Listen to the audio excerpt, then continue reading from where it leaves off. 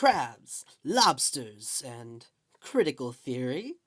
Recently, I learned about posthumanism, and it made me think about crustaceans. But what is the connection?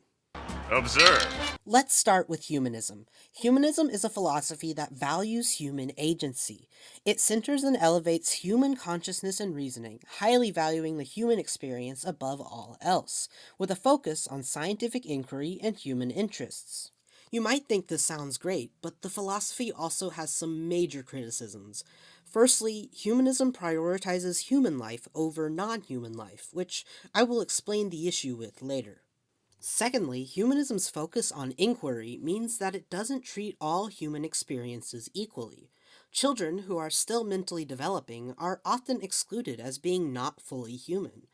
Historically, humanism has also excluded women, people with disabilities, people of color, those in poverty, and other marginalized minorities.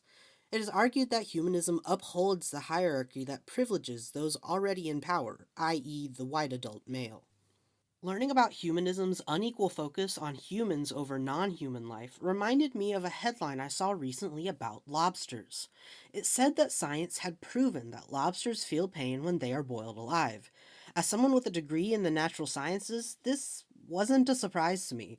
It made sense that on an evolutionary level, these animals would have a mechanism to feel something which motivates them to avoid that which threatens their survival. Admittedly, I'm not super familiar with lobster biology, but it just seemed obvious to me that any animal with the ability to escape a life-threatening situation would experience something akin to pain. But the idea that lobsters don't feel pain has been popular for a long time, and that doesn't surprise me either. It makes sense that humans latched onto a perception of reality that prioritizes human benefits and convenience over animal well-being. This is humanism in action, the centering of humanity's experience over that of non-humans. It's easier to boil a lobster alive than to consider its suffering and treat it more humanely. Humanism has been a popular set of beliefs for hundreds of years because it's the path of least resistance. Follow for part 2, where I will make even more thoughtful connections to our crustacean friends and give you a hopeful alternative to humanism.